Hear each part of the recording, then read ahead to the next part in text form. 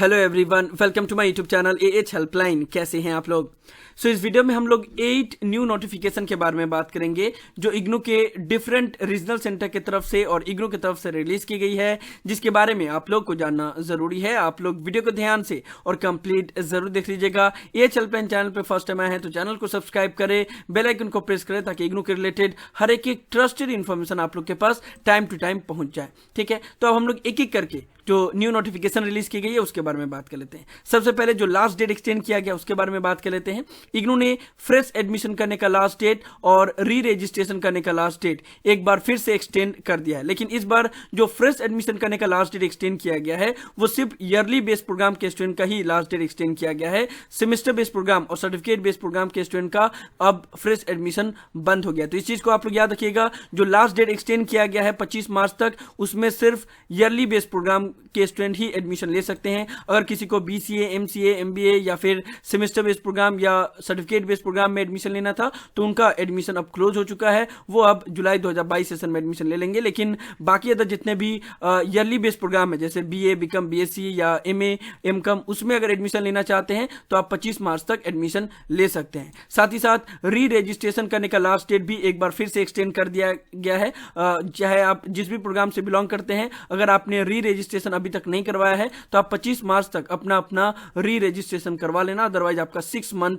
Loss हो जाएगा। री रजिस्ट्रेशन कैसे करना है, किस कौन कौन एलिजिबल है, उसके ऊपर मैंने डिटेल में वीडियो बनाया हुआ है। आप लोग चाहें तो वीडियो देख सकते हैं। ऊपर कार्ड में वीडियो का लिंक मिल जाएगा और डिस्क्रिप्शन में भी मैंने वीडियो का लिंक दे दिया। अच्छा, मेरा थोड़ा सा गला बैठा हुआ है तो इसको आप लोग इग्नोर कीजिएगा। ठीक है, खैर उसके बाद से जो असाइनमेंट सबमिशन करने का गाइडलाइंस रिलीज किया गया उसके बारे में बात कर लेते हैं। 2 रीजनल सेंटर ने असाइनमेंट सबमिशन करने का गाइडलाइंस रिलीज किया है। इससे पहले आप लोग को याद होगा कि सबसे पहले दिल्ली 3 रीजनल सेंटर ने असाइनमेंट सबमिशन करने का ऑलरेडी गाइडलाइंस रिलीज कर दिया था, और अभी कोचिन रीजनल सेंटर और मदुराई रीजनल सेंटर, इन दोनों ने भी असाइनमेंट सबमिशन करने का गाइडलाइंस रिलीज कर दिया है। सो जो भी स्टूडेंट अभी जून 2022 सेशन के लिए असाइनमेंट बना रहे हैं तो आप लोग आराम से बनाओ। जैसे कि मैंने आप लोग को वीडियो के माध्यम से भी बताया हुआ है कि असाइनमेंट सबमिशन करने का लास्ट डेट को 30 अप्रैल तक एक्सटेंड कर दिया जाएगा। उसके बाद भी फर्दर एक्सटेंड किया जा सकता है, डिपेंड ऑन द सिचुएशन, लेकिन अभी आप लोग को 30 अप्रैल तक टाइम दिया जाएगा और आहिस्ता आहिस्ता अभी जितने भी रीजनल सेंटर हैं उनकी तरफ से गाइडलाइंस रिलीज की जाएगी और उसी के अकॉर्डिंगली ही आप लोग को अपना असाइनमेंट सबमिट करना है। एक और रीजनल सेंटर ने असाइनमेंट सबमिशन करने को लेकर इंफॉर्मेशन दिया है। गाइडलाइंस तो रिलीज नहीं किया, लेकिन बस इंफॉर्मेशन दिया गया है मुंबई रीजनल सेंटर की तरफ से कि आप लोग ऑफलाइन मोड में यानी कि स्टडी सेंटर पे विजिट करके हार्ड कॉपी में अपना असाइनमेंट सबमिट कर सकते हैं। तो मुंबई रीजनल सेंटर ने इतना क्लियर कर दिया है कि वो ऑफलाइन मोड में ही असाइनमेंट सबमिशन लेंगे और उन्होंने इसकी जानकारी अपने ऑफिशियल ट्विटर हैंडल पे दिया हुआ है। ठीक है, यहाँ पे भी लास्ट डेट 31 मार्च लिखा हुआ है, लेकिन जैसे कि मैंने आप लोग को पहले भी बताया था कि वो बाय डिफॉल्ट रहता है, लेकिन लास्ट डेट के बाद से वो एक्सटेंड कर दिया जाता है। ठीक है ना, तो मुंबई आरसी के स्टूडेंट जितने भी हैं वो हार्ड कॉपी में अपना असाइनमेंट स्टडी सेंटर पे सबमिट कर सकते हैं ना। अब हम लोग जो असाइनमेंट सबमिशन करने का गाइडलाइंस मदुराई रीजनल सेंटर और कोचिन रीजनल सेंटर की तरफ से रिलीज किया गया है उसके बारे में बात कर लेते हैं। ध्यान से समझिएगा। मदुराई रीजनल सेंटर के जितने भी स्टूडेंट हैं उनको ये बोला गया है कि आप अपना असाइनमेंट ऑफलाइन मोड में अपने स्टडी सेंटर पे जाके सबमिट कर सकते हैं या फिर बाय पोस्ट सबमिट कर सकते हैं या फिर कुरियर के माध्यम से भी अपने स्टडी सेंटर के एड्रेस पे अपना असाइनमेंट सेंड कर सकते हैं। लेकिन अगर मान लो किसी भी कारणवश आप अपना असाइनमेंट ऑफलाइन मोड में नहीं सबमिट कर पा रहे हो या नहीं जा पा रहे हो अपने स्टडी सेंटर, तब आप लोग ईमेल के माध्यम से अपना असाइनमेंट सेंड कर सकते हो। उसके लिए यहाँ पे गाइडेंस बता दिया गया है और हर एक स्टडी सेंटर वाइज यहाँ पे ईमेल एड्रेस दे दिया गया है। तो आप जिस भी स्टडी सेंटर से बिलोंग करते हैं उसके पास में यहाँ पे ईमेल एड्रेस दिया गया है, वहीं पे आपको अपना असाइनमेंट सबमिट करना है। ठीक है, तो मदुराई रीजनल सेंटर के स्टूडेंट कोशिश यही करेंगे कि आप ऑफलाइन मोड में ही अपना असाइनमेंट सबमिट कर दो, वही सबसे बेहतर होता है। लेकिन अगर नहीं कर पाए तो फिर आप लोग ईमेल के माध्यम से अपना असाइनमेंट सबमिट कर सकते हो। गाइडलाइंस का लिंक डिस्क्रिप्शन में दिया हुआ है, पीडीएफ फाइल टेलीग्राम चैनल पर अपलोड किया गया है। नाउ कोचिन रीजनल सेंटर की तरफ से गूगल फॉर्म का लिंक बनाया गया है जिसमें बता दिया गया कि आपको अपना हैंड रिटन असाइनमेंट स्कैन करके पीडीएफ फाइल बना के उसके बाद से गूगल फॉर्म के माध्यम से सबमिट करना है। जो पीडीएफ फाइल का साइज होगा वो 100 MB होगा। साथ ही साथ जो पीडीएफ फाइल का नाम होगा वो होगा आपका एनरोलमेंट नंबर _ आपका सब्जेक्ट कोड।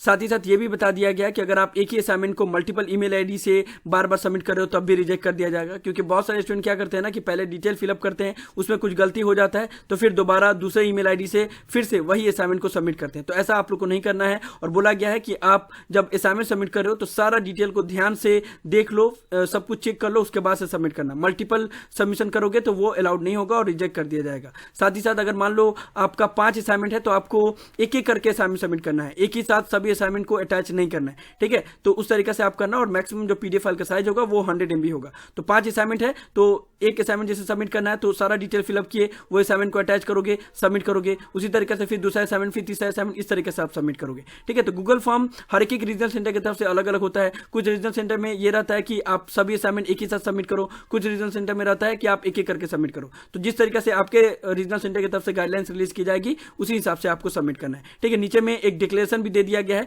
कि आपने हार्ड कॉपी असाइनमेंट का हार्ड कॉपी स्टडी सेंटर पे सबमिट नहीं किया है और जो आपने असाइनमेंट बनाया है वो आपके हाथ से लिखा हुआ है, ठीक है। तो ये इसलिए डिक्लेरेशन दिया गया है क्योंकि बहुत सारे स्टूडेंट ऑफलाइन भी असाइनमेंट सबमिट कर देते हैं और ऑनलाइन भी असाइनमेंट सबमिट कर देते हैं, साथ ही साथ कोई और का लिखा हुआ असाइनमेंट भी सबमिट कर देते हैं। तो इसलिए यहाँ पे ये डिक्लेरेशन दे दिया गया ताकि ये डिक्लेरेशन आप कर दो तो आप एग्री करते हो, उसके बाद से आप असाइनमेंट सबमिट कर सकते हो। सो इस तरीके से कोचिन रीजनल सेंटर के स्टूडेंट अपना अपना असाइनमेंट सबमिट कर सकते हैं।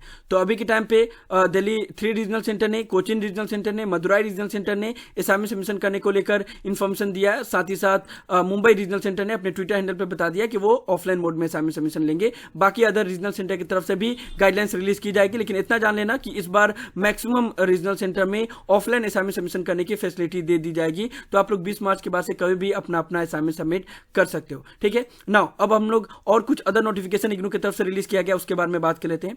आप लोगों को जैसे पता होगा कि इग्नू की तरफ से ऑनलाइन क्लासेस कंडक्ट करवाया जाता है ज्ञानवाणी पे और ज्ञान दर्शन पे, यानी कि रेडियो पे भी आप लोग के क्लासेस कंडक्ट करवाए जाते हैं, साथ ही साथ ज्ञान दर्शन पे भी क्लासेस कंडक्ट करवाए जाते हैं जो वीडियो के माध्यम से होते हैं। नाउ ज्ञानवाणी पे जो क्लासेस कंडक्ट करवाए जाते हैं यानी कि रेडियो के माध्यम से, उसमें बहुत कम ही स्टूडेंट हैं जो क्लासेस को अटेंड कर पाते हैं, लेकिन वो भी क्लासेस इंपॉर्टेंट होते हैं और सभी प्रोग्राम की क्लासेस कंडक्ट करवाए जाते हैं। तो इग्नू ने किया क्या है कि जितने भी क्लासेस कंडक्ट करवाए गए हैं ज्ञानवाणी पे तो उनका ऑडियो फाइल अवेलेबल करवा दिया गया सभी प्रोग्राम का, ठीक है। तो यहां पे एक गूगल ड्राइव का लिंक दे दिया गया है, इसको मैं डिस्क्रिप्शन में दे दूंगा तो आप लोग उससे यहां पे आ सकते हो और यहां पे जितने भी प्रोग्राम हैं उन सब का ऑडियो फाइल यहां पे अवेलेबल करवा दिया गया। बस उसके ऊपर आपको क्लिक करना है, उसके बाद से यहां पे देखो सभी जितने भी फाइल हैं सबका यहां पे ऑप्शन आ जाएगा, उसके ऊपर क्लिक करोगे और ये ऑडियो प्ले हो जाएगा। तो इस तरीके से मैंने कोई एक क्लिक किया तो देखो यहाँ पे ये ऑडियो प्ले होने लगेगा, ठीक है ना।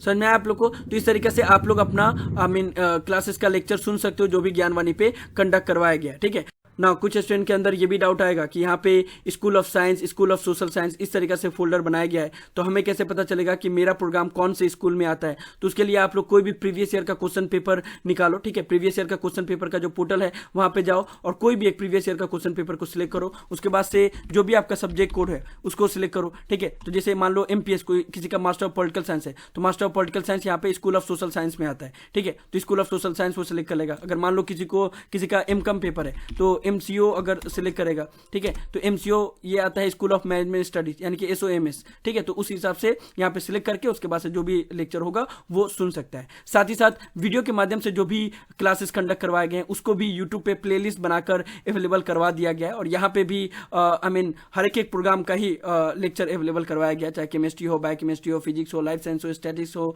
मैथमेटिक्स हो, बाकी अदर जितने भी प्रोग्राम है, school of agriculture, school of education, सबका एक प्लेलिस्ट बना दिया गया और इन सभी डॉक्यूमेंट का लिंक मैंने डिस्क्रिप्शन में दे दिया है। तो जो भी स्टूडेंट जिस भी प्रोग्राम से बिलोंग करते हैं, जो भी सब्जेक्ट का आपको लेक्चर देखना है तो उसके ऊपर आप लोग क्लिक करोगे, प्लेलिस्ट ओपन हो जाएगा, उसके बाद से वो वीडियो को आप देख सकते हो। और ये सभी चीज की जानकारी बहुत सारे रीजनल सेंटर पे अपलोड की गई है। अलीगढ़ रीजनल सेंटर है, भुवनेश्वर रीजनल सेंटर और भी बहुत सारे रीजनल सेंटर के ऑफिशियल वेबसाइट पे ये क्लासेस की जानकारी दी गई है ताकि जो स्टूडेंट ज्ञानवाणी पे या ज्ञान दर्शन पे जो भी क्लासेस कंडक्ट करवाए जाते हैं उसको अटेंड नहीं कर पाते हैं तो वो इन सभी जगह पे देख पाए, क्योंकि यूट्यूब हर जगह पे अवेलेबल है, स्टूडेंट आराम से एक्सेस कर पाते हैं। तो वहां पे आप लोग सभी क्लासेस को देख सकते हो, और या फिर अगर आप लोग ऑडियो फाइल के माध्यम से सुनना चाहते हो सिर्फ क्लासेस को, तो वो भी आप लोग गूगल ड्राइव में जो लिंक दिया गया है वहां से आप लोग ऑडियो फाइल सुन सकते हो। तो ये आपके ऊपर डिपेंड करता है, ठीक है। साथ ही साथ बैंगलोर रीजनल सेंटर की तरफ से भी बीकॉम जी और एमकॉम जी का जो क्लासेस कंडक्ट करवाया जाने वाला है उसका शेड्यूल जारी कर दिया गया है। गूगल मीट से ही क्लासेस कंडक्ट करवाया जाएगा। तो जो भी स्टूडेंट बीकॉम जी या एमकॉम से बिलोंग करते हैं और बैंगलोर रीजनल सेंटर के स्टूडेंट हैं, तो वो इस शेड्यूल को चेकआउट कर लेंगे, और जो भी टाइम दिया गया है उस टाइम पे आप गूगल मीट से क्लासेस को अटेंड कर सकते हो। और लास्टली में कोलकाता रीजनल सेंटर की तरफ से जितने भी बीएससी जी प्रोग्राम के स्टूडेंट हैं और बीएससी ओल्ड सिलेबस के स्टूडेंट हैं, उनके पास एक ईमेल आया है और उसमें गूगल फॉर्म का लिंक है, जिसमें यह बताया गया है कि आपको रजिस्ट्रेशन करना है, क्योंकि आप लोग का जो प्रैक्टिकल का क्लासेस होगा और जो एग्जाम होगा वो ऑफलाइन मोड में ही कंडक्ट करवाया जा रहा है। तो उसके लिए आपको पहले रजिस्ट्रेशन करना होगा, उसके बाद से फिर शेड्यूल बताया जाएगा कि कब से आप लोग का प्रैक्टिकल स्टार्ट होने वाला है, ठीक है ना।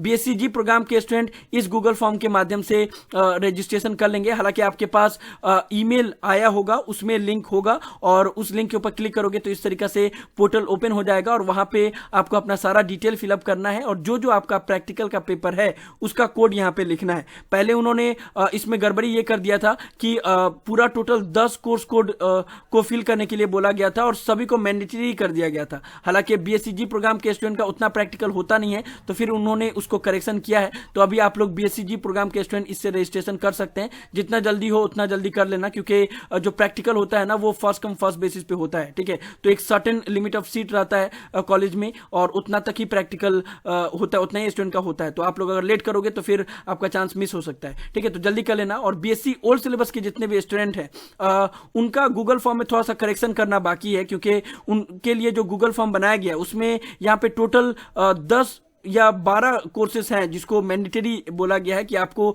यहाँ पे अपना कोर्स कोड लिखना है। जैसे मान लो बीएससी ओल्ड सिलेबस के जितने भी स्टूडेंट हैं अपना ईमेल एड्रेस लिखेंगे, स्टडी सेंटर कोड लिखेंगे, मोबाइल नंबर, अपना नेम, सब कुछ लिखेंगे यहाँ पे। उसके बाद से कौन कौन सा पेपर के लिए आपको अपेयर करना है, आई मीन कौन कौन सा प्रैक्टिकल का एग्जाम देना है, उसका यहाँ पे आपको कोड लिखना है। लेकिन बीएससी ओल्ड सिलेबस के स्टूडेंट का इतना प्रैक्टिकल होता नहीं है जितना यहाँ पे कॉलम बनाया गया है, ठीक है। तो और बिना ये सभी को फिलअप किए गूगल फॉर्म सबमिट होगा नहीं, तो इसको थोड़ा सा करेक्शन किया जाएगा। मैंने कोलकाता रीजनल सेंटर पे मेल कर दिया है, होपफुली कुछ दिनों के अंदर वो रिजॉल्व कर देंगे। उसके बाद से ओल्ड सिलेबस के स्टूडेंट इस गूगल फॉर्म के माध्यम से अपना रजिस्ट्रेशन कर लेंगे, और जब भी प्रैक्टिकल का शेड्यूल अनाउंस कर दिया जाएगा कि किस दिन से आप लोग का प्रैक्टिकल होने वाला है, तो फिर मैं आप लोग को चैनल पे बता दूंगा। आप लोग चैनल के साथ बने रहिएगा। तो ये कोलकाता रीजनल सेंटर के स्टूडेंट चेकआउट कर लेंगे। और एक और इंपॉर्टेंट चीज ये भी मैं बता दूं कि बीएससी ओल्ड सिलेबस के स्टूडेंट का भी इस बार जो प्रैक्टिकल होने वाला है वो ऑफलाइन मोड में ही होगा। मोस्ट प्रोबेबली यही चांसेस है, जिस तरीके से रीजनल सेंटर वाले बता रहे हैं और स्टडी सेंटर वाले बता रहे हैं। हालांकि चांसेस ये था कि